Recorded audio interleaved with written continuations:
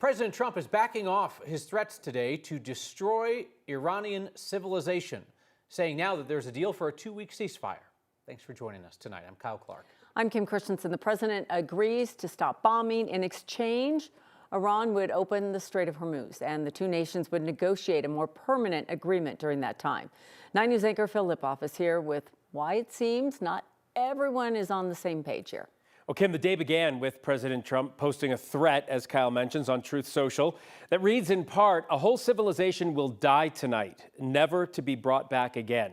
And the day ends with an announced ceasefire and bombs still falling across the Middle East at this hour. It's all a bit confusing. Iran has put forth a 10-point plan, a wish list of sorts, much of which the U.S. would just not agree to. Still, Iran says it will allow oil to flow again through the Strait of Hormuz.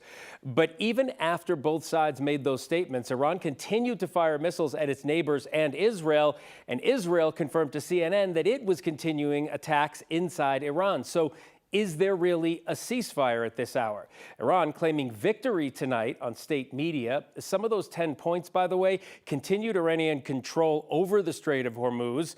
The nuclear program moves forward. The U.S. withdraws troops from the region and pays Iran for the damage it has caused over the last 2 months. Certainly nothing the U.S. would agree to. So is a long-lasting deal possible? Time will tell. But tonight, the only thing we really know for sure is that the president's overnight threat to destroy Iranian society, at the very least, has been postponed. Kyle?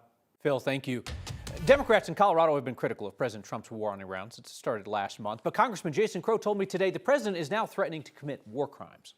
And you cannot say something, and regardless of what theory or what negotiating tactic, you cannot say you're going to violate the law of war or commit a war crime to even gain leverage, right? That is unacceptable, and it puts our service members in completely unsafe and untenable situations. President Trump has given shifting reasons for launching the war in the first place, from preventing Iran's nuclear and ballistic missile program to regime change. Democratic Senator Michael Bennet told me that Americans see that President Trump doesn't know what he's doing or even why. Multiple rationales is not the same as having a rationale. Changing your rationale on Tuesday, Wednesday, Thursday, and Friday is not the same thing as having a disciplined rationale that you are rallying the rest of the world behind. You can see my full unedited conversations with both Congressman Crow and Senator Bennet on the next YouTube channel.